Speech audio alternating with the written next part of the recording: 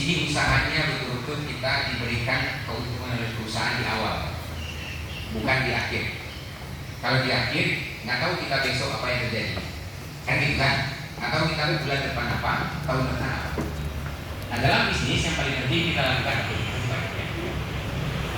Nah dalam bisnis kita lakukan, ini hari kita lakukan, kita dapatkan, besok kita lakukan, kita dapatkan. Nah yang ke depannya dapat lagi, itu kan enak kan? Tapi kalau dijanjikan ke depannya akan didapatkan belum pasti, tapi dia tidak pasti, kan gitu kan? Nah jadi kan nggak nyaman, ya. Nah jadi ini hari kita membicarakan bagaimana kita ini hari akan mendapatkan hasil itu dan ke depannya dipastikan akan dapatkan lagi. Oh, ya. Nah jadi saya simpulkan saja, kita tidak pakai proyektor karena nanti disingkat waktunya.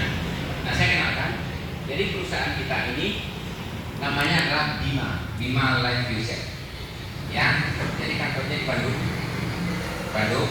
Nah di jalan Sudirman, kantor 7.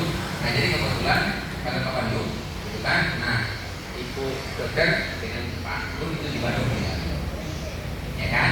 Oke. Nah jadi CEO kita namanya Pak Agus, ya. Nah perizinan di perusahaan kita sudah lengkap, ya. Kita punya Menkumhamnya, kita punya CUPL-nya, kita juga sudah punya AP2LI-nya lengkap. Jadi secara ini kita pegang, ya. Nah terus ini dia AP2LI. Nah produk kita itu produk yang Indonesia, tapi dia masuk ke Australia. Biasanya selama ini produk luar yang masuk ke kita, ini produk kita yang masuk ke luar. Sebagai anak bangsa bangga nggak? Bangga. Selama ini kita aja diperalat orang lain. Mereka jualan produk di sini, dapat uang di bawah, ya kan? Sangat jadi berumah. Nah, selama ini perusahaan yang kita ikuti, ada beberapa hal yang belum tentang kita, ya. Saya sedikit gambaran dulu. Biasanya begini, yang pernah kita ikuti. Ini produk, oke? Saya punya pabrik. Ibu Muna beli sama saya, atau Ibu Muna punya pabrik, saya beli ke Ibu Muna produknya, terus saya beli misalkan harganya 10.000, lalu saya buat harganya di 100.000, saya buat sistem. Dan saya harus beli sama Ibu Muna, bilang Bapak harus beli sama saya 100 kotak, oke? Lalu saya sediakan modal saya 100 kotak. Misalkan tadi ini 10.000, berarti 1 juta, ya kan? Oke, saya kasih 1 juta. Nah, tapi BPOM atau CUPL nantinya nggak boleh produknya cuma satu. Saya punya 3 produk, baru ada izin CUPL, ya kan? Nah, jadi waktu 3 saya harus beli 300 produk. 300 produk berarti lebih kurang saya punya modal 30 juta, kan gitu kan? Oke. Lalu saya buat sistem, saya bagi, ternyata produknya laku, ya. Setelah produknya laku, saya bilang ke Ibu Naku, ini laku nih, saya mau beli lagi lah. Kan saya tidak kontrak kan? Saya bilang saya mau pesan 200. Bu Muna bilang harganya nggak 10.000 lagi Pak. Harganya sekarang naik 15.000. Nah apa bagi saya gimana? Kalau saya bilang bayar, tentu saya akan naikkan harga kan?